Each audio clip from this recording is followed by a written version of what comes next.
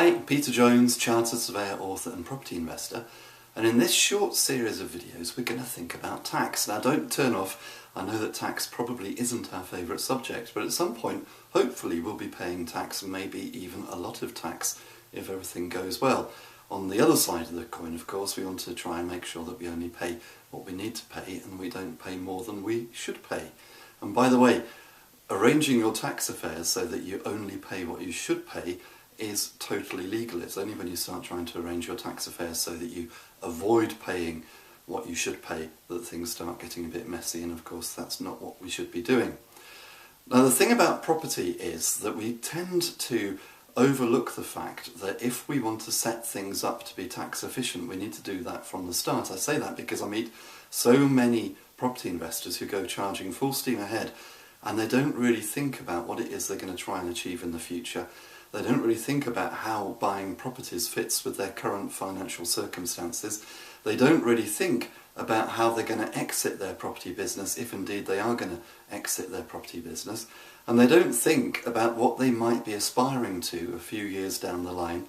And the consequence of all that is that it's possible, I'm not saying it's necessarily going to happen to you, but it is possible that if you just go jumping straight in, which in many ways is very admirable, by the way, taking action is always a good thing, but if you go jumping straight in without structuring your tax affairs in the right way, it can be very, very difficult to then restructure things down the line.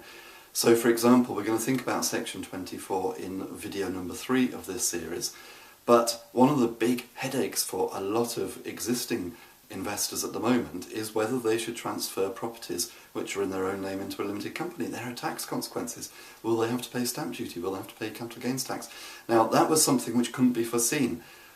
2-3 years ago is when section 24 came in. 10 years ago we wouldn't have thought about it. Who would have thought? So that's not something that we could have prepared for. So can we prepare for every eventuality?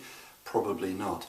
And actually one of the things which I've noticed in over 20 years of being an investor for myself is that there's probably no ideal way to structure your property business from a tax point of view. There are things that you can do which can make it better and things that you should do to make it better. But I quite often have conversations, particularly with new investors or would-be investors, and they're always disappointed to hear that, in my opinion anyway, that it's impossible to make things perfect. You're always going to have to pay some kind of tax. Well, that's okay, isn't it? Because we want the facilities and the services that the government provide, that's okay. But it's also going to be the case, probably, that you're going to pay more than you want to, because unfortunately, even with tweaking the system is the system, and it's not really very accommodating. But we're going to think about that as we go through this short series of videos. A couple of very general points. Obviously I don't need to say this, but I'm not an accountant, I'm not an IFA, I can't give tax or financial advice, so you probably shouldn't listen to me, but I hope you will anyway. I can give an opinion, but it is only an opinion and it's not advice. And if you want to read up on tax, I would suggest that you go to taxcafe.co.uk. Now I have no association with Tax Cafe anymore. Actually in the old days they used to promote some of my ebooks, which is really great of them. But Carl Bailey writes a lot of their stuff and he's a really good author and he knows what he's talking about, so he's really good. And of course within the progressive community, if you're part of the progressive community, there's Ian Wallace. Ian Wallace is also an accountant, very savvy, he's an investor. He knows what he's talking about as well, so go onto Amazon and find books by Ian Wallace and by Carl Bailey and you won't go too far wrong. So until next time, here's to successful property investing.